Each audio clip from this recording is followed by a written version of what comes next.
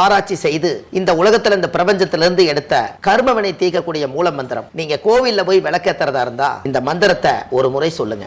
முற்பிறவியில செய்த பாவங்கள் எப்பிறவிக்கும் தொடராமல் இருக்க இப்பிறவியிலேயே என் தந்தை வழியில் வந்த கர்மாவனை, என் தாய் வழியில் வந்த கர்மாவனைகள், என் தாயுடைய கர்ப்பத்திலிருந்து நான் இந்த பூமிக்கு கொண்டு வந்த கர்மாவனைகளும் இன்றோடு நிவர்த்தியாகட்டுன்னு 5 தீபம் விளக்கேத்தி சாமிக்கு தேங்காய் வளம் பூ மாலை கல்கண்டு வாங்கி அர்ச்சனை பண்ணி உங்க ஜாதகத்தை கொண்டு போய் சாமி பாதத்துல வச்சு இன்னையோட எனக்கு எல்லாம் நல்லது நடக்கும்னு மனசார கும்பிட்டு வாங்க. வாழ்க்கையில அசுர வளர்ச்சிக்கு வந்து.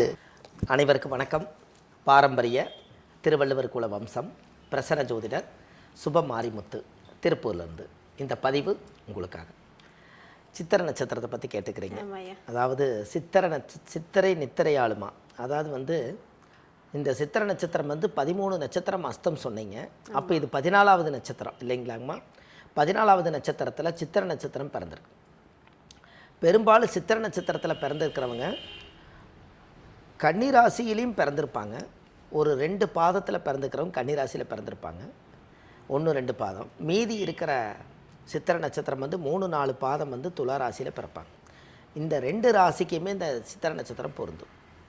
ஆணாக இருந்தாலும் பெண்ணாக இருந்தாலும் இந்த சித்திரை நட்சத்திரத்தினுடைய யோகம் என்ன அப்படின்னு கேட்டிங்கன்னா, வாழ்க்கையில் அவங்களாட்ட கஷ்டப்படுறவங்க யாருமே இல்லைங்க. ஏன்னு கேட்டிங்கன்னா, சித்திரை நட்சத்திரம் இருக்கிறதுலையே செவ்வாயுடைய நட்சத்திரம். இந்த முந்தின மாடு தான் பொதி சுமக்குன்னு சொல்லுவாங்க இல்லைங்களா? இப்போ மேசமும் செவ்வாய் வீடு, இங்கே துலாத்திலையும் செவ்வாயுடைய நட்சத்திரம் இருக்குது. அப்போ திருமண வாழ்க்கைக்கு அப்பாற்பட்டு இவங்களுடைய வாழ்க்கையில் பார்த்தீங்கன்னா கஷ்டப்படுறது இவங்களுக்கு ஒரு பெரிய சர்வசாதாரணமாயிரும். இவங்களுக்கு கஷ்டப்பட்டு வாழ்க்கையில் இனி இதுக்கு மேலே கஷ்டத்தை யாருக்கிட்டையும் சொல்லக்கூடாதுன்னு தனக்குள்ளேயே மூடி வச்சுக்கிட்டு வெளி உலகத்துக்கு சொன்னால் நம்மளுக்கு கஷ்டம் வரும்னு சொல்லி சொல்லாமலே கடைசி வரைக்கும் வாழக்கூடிய ஒரே நட்சத்திரம் சித்திரை. இந்த சித்திரை நட்சத்திரத்தில் ஒரு பெரிய யோகம் என்னென்னா, அவங்களுடைய முக பாவனை யார் மனசை புண்படுத்தாமல் வாழ்ந்து பழகுவாங்க. சிறு வயசுலேயே தாய் தந்தை விட்டு வெளியில் தனிமையாக வாழ்ந்து ஒரு சாதனை பண்ணணுங்கிற எண்ணம் அவங்களுக்கு எப்போவுமே இருக்கும். 2வது, இவங்களுக்கு என்னென்னு கேட்டிங்கன்னா, தனியாக ஒரு தொழில் பண்ணி சமுதாயத்தில் ஒரு சாதனை பண்ணிடணுங்கிற எண்ணம் உதயம் இருக்கும். 3வது, ஜாதகத்தில் பார்த்திங்கன்னா இவங்களுக்கு மன வாழ்க்கை அதிரடி திருமணம் அமையும். அந்த திருமண வாழ்க்கை கொஞ்சம் காலம் நல்லபடியாக போகும். இடப்பட்ட காலத்தில் சில பிரச்சனைகள் வரும். அப்புறம் அதை சகிப்புத்தன்மையோடு வாழ்ந்துக்கிட்டு கடைசியில் வெளியில் சொல்லாமையே அந்த வாழ்க்கைக்காகவே கடைசி வரைக்கும் தியாகம் செய்யக்கூடிய ஒரே நட்சத்திரம் சித்திரை. இதில் சித்திரை நட்சத்திரத்தில் யாராவது பிறந்த என்னென்னா, அவங்கக்கிட்ட என்ன இருக்குதோ அது யதார்த்தமாக பேசி போடுவாங்க. மனசில் எதுவும் வச்சுக்க மாட்டாங்க. அது அவங்க சொல்லிட்டா தான் அவங்க வாழ்க்கையில் ஒரு பெரிய விஷயம்னு வச்சுக்கோங்களேன். எதாக இருந்தாலும் மனசில் பட்டுன்னு பேசி பட்டுன்னு அதை முடிச்சுருவாங்க. ஏன்னா அவங்க தட்டி கேட்கக்கூடியது ஒன்று செவ்வாயுடைய ஆதிக்கம் தான். இந்த செவ்வாயுடைய நட்சத்திரத்தில் யார் பிறந்தாலும் எவ்வளோ பெரிய கூட்டமாக இருந்தாலும் அவங்களுடைய அதிகாரம் கொஞ்சம் பலமாக தான் இருக்குது. இந்த செவ்வாய்க்கு அந்த பவர். இப்போ செவ்வாய்னா முருகரே அதிகாரமாக தான் வாழ்ந்தார். அதுபோல் அந்த தன்மை எங்கெங்கே எல்லாம் அந்த ஜாதகத்தில் ஒளிஞ்சிருக்கோ அவங்கக்கிட்ட ஒரு இறையருள் சக்தியோட அந்த செவ்வாயுடைய நட்சத்திரம் பலமாகும். இப்போ இதில் மெயின் என்னென்னு கேட்டிங்கன்னா, அப்போது அவங்களுக்கு மனசு திருப்தியாக ஒரு வாழ்க்கையை தேர்ந்தெடுத்து அந்த வாழ்க்கைக்குள்ளேயே கடைசி வரைக்கும் வாழணும், தன்னிறைவு அடையணுங்கிற எண்ணத்தை அதிகமாக வச்சுருப்பாங்க. அப்புறம் கொஞ்ச நாள் கடைசியில் கணவர்னால் நம்மளுக்கு கொஞ்சம் தோல்விகள் வந்துச்சுன்னா குழந்தைகளுக்காகவே வாழணுங்கிற எண்ணம் உங்களுக்கு இருக்குது. இந்த குழந்தைகளுக்காகவே வாழணுங்கிற எண்ணம் உங்களுக்கு அதிகமாக இருக்கும். அதே போல் நம்மளுடைய பெற்ற தாய் தந்தைகளுக்கு, கூட பிறந்த அக்கா தங்கச்சி அண்ணன் தம்பிகளுக்கெல்லாம் எதையாவது ஒரு நல்லது செய்யணும்னு சொல்லி செஞ்சு கெட்ட பேராயிருவாங்க. நல்லதாக செய்வாங்க, ஆனால் வெளியிருந்து பார்க்குறவங்களுக்கு ஒரு கெட்டதாக தெரியும்.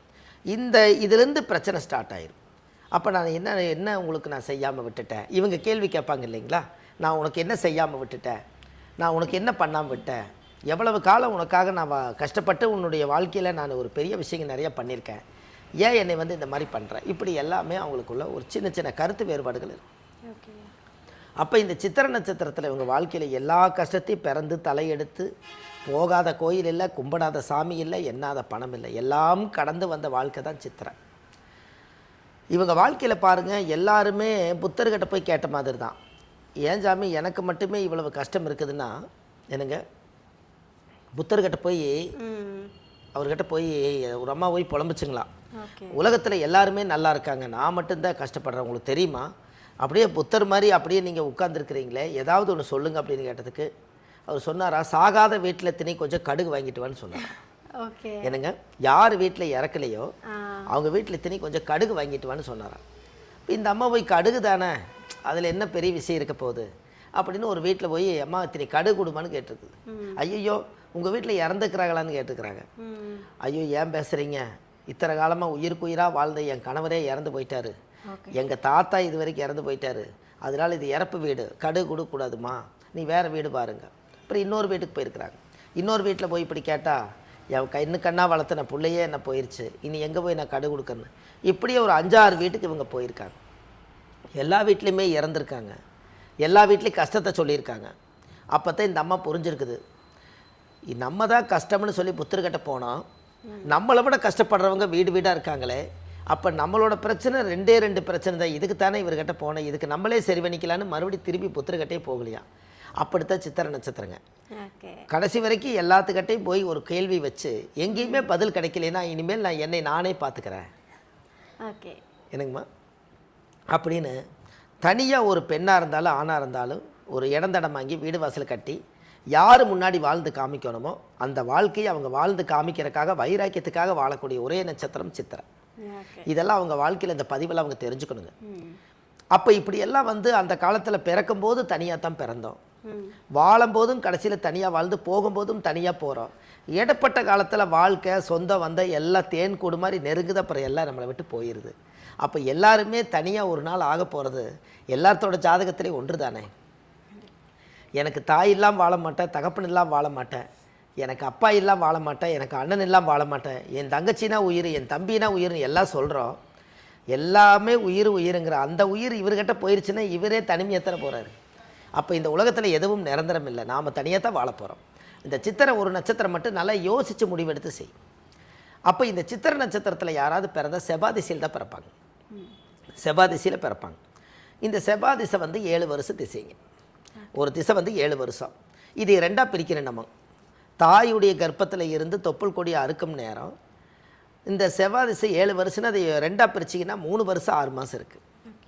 அப்போ 3 வருஷம் 6 மாதம் அந்த குழந்தைக்கு வயசானதுக்கப்புறம் ராகு திசை 18 வருஷம் வருங்க. அப்போ 18 ஒரு 3 21 வயசாச்சு, 21 வருஷம் 6 மாதம் ஆச்சு. அப்போ குரு திசை வந்து 16 வருஷங்க. அப்போ இந்த ராகு திசை 21 வயசுக்குள்ளே அந்த குழந்தை வந்து பால்வாடி படித்து சின்ன பள்ளிக்கூடம் போய் பெரிய பள்ளிக்கூடம் போய் காலேஜ் போய் எல்லாம் முடிக்கிறதுக்கு 21 வயசு கரெக்டாக இருக்குது. அப்போ ராகு திசையிலேயே எல்லாமே முடிச்சிடுறாங்க. இவங்களுக்கு குருதிசை வரும். இந்த குருதிசை இவங்களுக்கு வந்ததுக்கப்புறம் பார்த்தீங்கன்னா 16 வருஷம் திசைங்க. அப்போ யாருக்கெல்லாம் ராகு திசை 21 வருஷம் 6 மாதம்னா அப்போ குருதிசை 16 வருஷம் இல்லைங்களா. 20 ஒரு 16 36 1 37 வருஷம் 6 மாதத்துக்குள்ளே இவர் கல்யாணம் ஆகாமல் இருக்குமாங்க? கண்டிப்பாக நடக்கும். ஏன்னா 25 வயசில் பொண்ணு பார்த்தாலும் 30 வயசுக்குள்ளே முடிச்சிருவாங்க. அப்போ இவருக்கு இப்போ எப்பவுமே சித்திரை நட்சத்திரத்தில் பிறந்துக்கிறவங்களுக்கு ஜாதகத்தை எடுத்து இப்போ கூட செக் பண்ணுங்கள், அவங்களுக்கு குருதிசையில் தான் கல்யாணம் ஆகிருக்கு. இதை நம்ம தெரிஞ்சுக்கொண்டு பாருங்களேன். எத்தனையோ மக்களுக்கு இது தெரியாமலே வாழ்க்கை. அதாவது உங்களுக்கு ஒன்று தெரியுங்களா, சொல்லாத காதல் செல்லாமலே போயிருமா. என்னங்க, சொல்லாத காதல் செல்லாமலே? ஆமாம், மனசுக்குள்ளேயே காதலை வச்சுக்கிட்டு கடைசி வரைக்கும் சொல்லலைன்னா பூவே உனக்காக கதை மாதிரி தான் ஆகுங்க.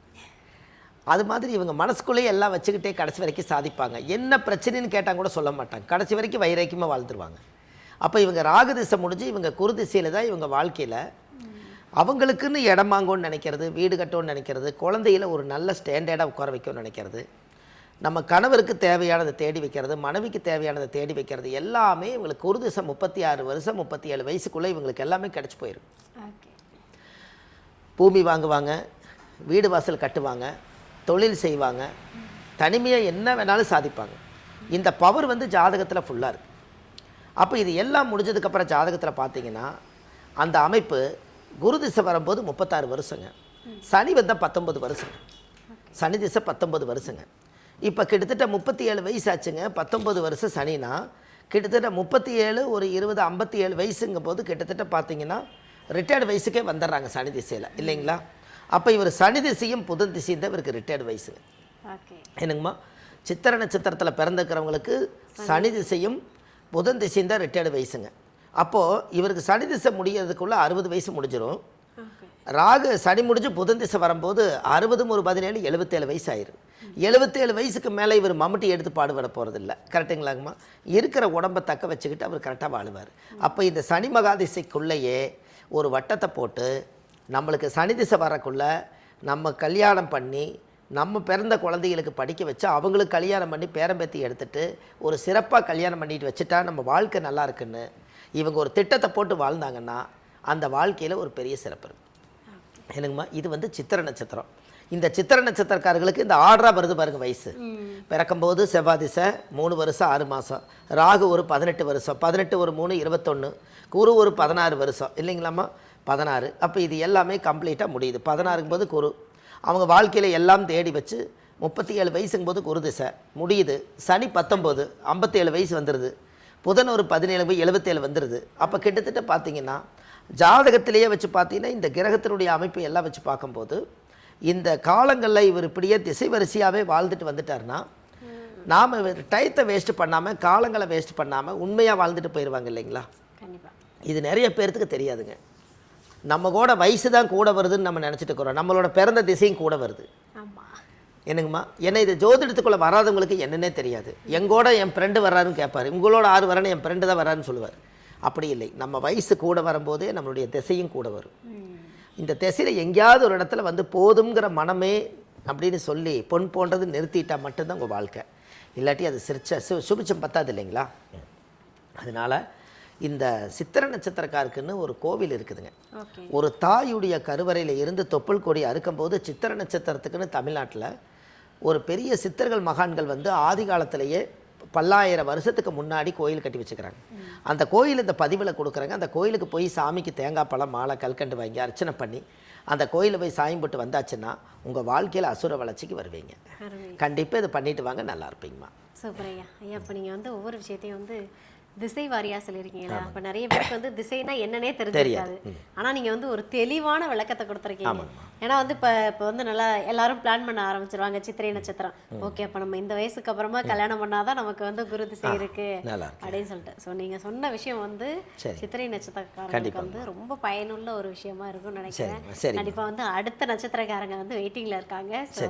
ரொம்ப நன்றி ஐயா. ரொம்ப நன்றிங்கம்மா. வணக்கம்மா. இப்போ சித்திரை நட்சத்திரம் பார்க்க நிறைய விஷயங்கள் சித்திரை நட்சத்திரக்காரங்களை பற்றி பேசுனீங்க. சரிம்மா. ஸோ பிரச்சனையிலேருந்து விடுபடணும்னா கோவிலுக்கு போயிட்டு வாங்க, எல்லாமே சரியாயிரும் நீங்கள். கண்டிப்பாக. அப்போ சித்திரை நட்சத்திரக்காரங்கள் எந்த கோவிலுக்கு போயிட்டு வந்தால் எல்லாமே சரியாகும் ஐயா? கண்டிப்பாக, ரொம்ப சந்தோஷம். அதாவது சித்திரை நட்சத்திரத்தில் நம்ம சித்திரை நட்சத்திரத்தை பற்றி நிறையா பார்த்தோம் இல்லைங்களாங்கம்மா? அவங்க வாழ்க்கையில் எவ்வளவோ கஷ்டத்தை எல்லாம் தாண்டி வந்து இன்றைக்கி ஒரு வாழ்க்கையில் நல்லா இருக்கணும்னா அவங்களும் ஒரு நட்சத்திர கோயில் போகணும் இல்லைங்களா? சித்திரை நட்சத்திரத்துக்குன்னே ஒரு கோவில் ரகசியமாக கட்டி வச்சுருக்காங்க. இத்தனை காலமாக அவங்களுக்கு அது தெரியாது. இந்த 27 நட்சத்திரத்தில் சித்திரை நட்சத்திரத்துக்கு ஒரு சித்தர் கட்டி வச்சுருக்காங்க. அந்த காலத்தில் அதாவது என்ன அப்படின்னு கேட்டிங்கன்னா மதுரை பக்கத்தில் பெரியார் நிலையம் பக்கத்தில் குருவித்துறை போகிற வழியில் சித்தார்த்த வல்லப்பெருமாள்னு அந்த கோவில் இருக்குதுங்க. இந்த கோவில் வந்து ரொம்ப பழமை வாய்ந்த கோயிலுங்க. அந்த கோவிலில் போய் 5 விளக்கு தீபம், சுவாமிக்கு தேங்காய் பழம் பூ மாலை கல்கண்டு வாங்கி சாமிக்கு அர்ச்சனை பண்ணி சாமி கும்பிட்டு வந்தால் அந்த சித்தார்த்த பெருமாள், அந்த வல்லப்பெருமாள், நீங்கள் கூகுளில் சர்ச் பண்ணும்போது சித்தார்த்த வல்லப்பெருமாள் நீங்கள் சர்ச் பண்ணணும். மதுரை மாவட்டம் பெரியார் பஸ் நிலையம் பக்கத்தில் குருவிந்துறை போகிற இடத்துல தான் அந்த கோவில் இருக்குது. நீங்கள் அந்த கோயிலில் போய் தீபம் போட்டு சாமி கும்பிட்டு வாங்க. இந்த சித்திரை நட்சத்திரத்தினுடைய தோஷ நிவர்த்தியாகி அன்னையிலேருந்து அவருக்கு ஒரு அசுர வளர்ச்சி பிறக்குங்க. கண்டிப்பாக போயிட்டு வாங்க, நல்லதே நடக்கும்.